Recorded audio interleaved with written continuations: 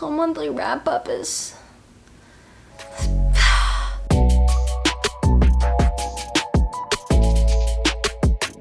Hi everyone, and welcome back to Big City B. I'm B for those of you who are joining me for the first time. Today is my July monthly wrap up. For the month of July, I was able to read 6, you heard it right, 6 books this month. If you would have told me back in March that I would be reading 5 to 6 books a month, I would have looked you in your eyes, rolled my eyes at you, and walked away. Actually, probably in March I would have done none of those things because we were already in quarantine.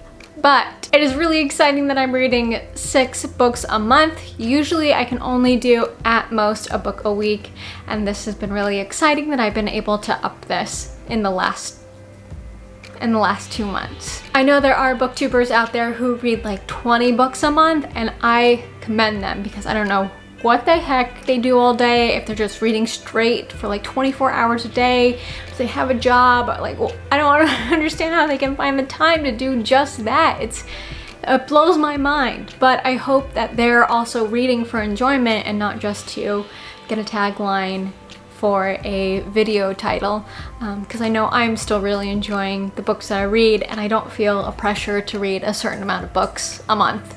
I don't. Alrighty, let's jump into the books that I actually read this month. The first book that I read this month was Something in the Water by Steadman.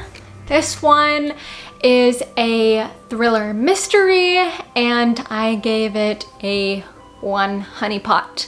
I do have a review on this book if you would like to check it out on my channel, see why I didn't like it.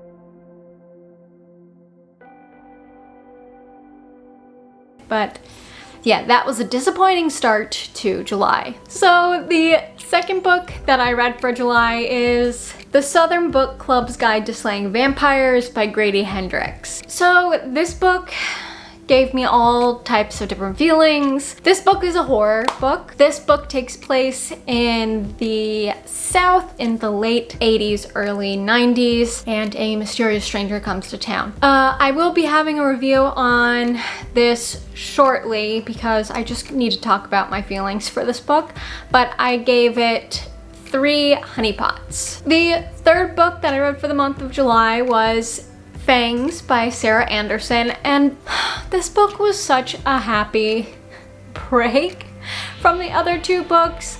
Like, Something in the Water I did not like at all, and then Southern Book Club's Guide to Slaying Vampires was just really aggravating in some parts, so I needed just something light and sweet, and Fangs by Andersen totally did that. I also have a review of this book on my channel if you want to go watch that. That'll be linked up here as well. After reading Fangs, my 4th book for the month of July was Things I Should Have Known by Claire LaZebnik. This book I liked was also sweet. It's definitely a contemporary YA, and it focuses on 2 sisters, and one of the sisters is trying to kind of find herself in a way of dealing with what clique group she wants to fit in high school, but she also has an autistic sister who she cares for and defends against her stepfather, and so she decides she's going to set up her autistic sister, and it's this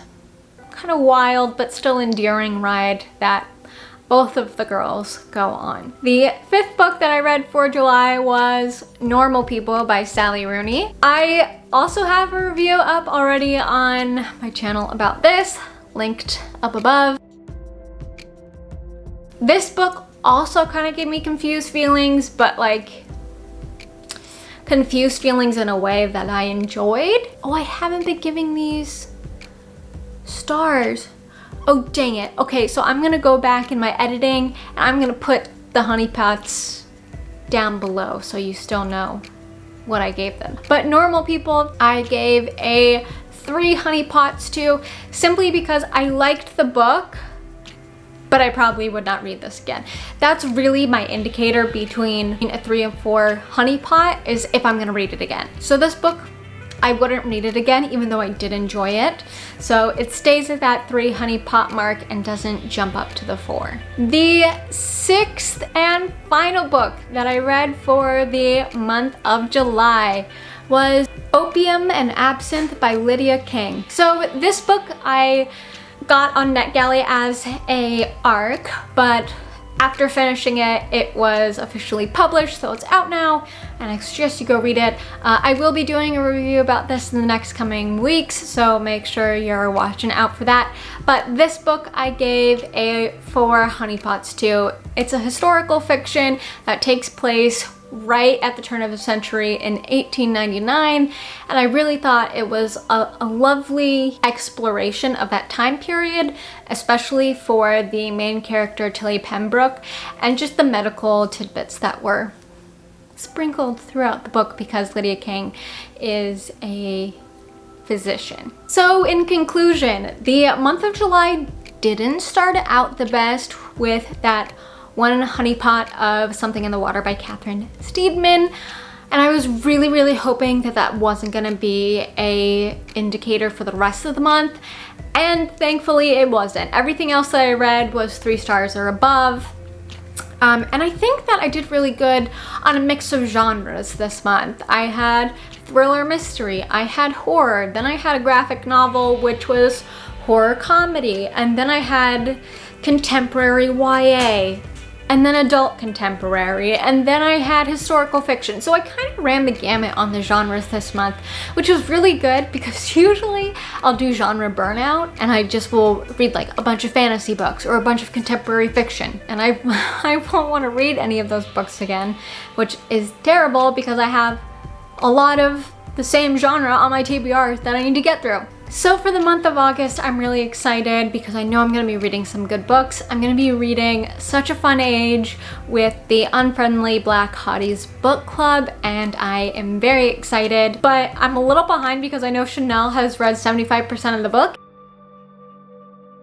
And I haven't even started it yet because I accidentally started the Poppy Wars. So I have to do a little bit of catch up, but I'm not worried about it. I'll definitely finish Such a Fun Age by the end of August. And then we'll see at the end of August what else I read, because I've decided I can't do a rigid TBR because I don't work like that. I'm more of a mood reader. So I think that concludes my July monthly wrap up. I hope you're doing well.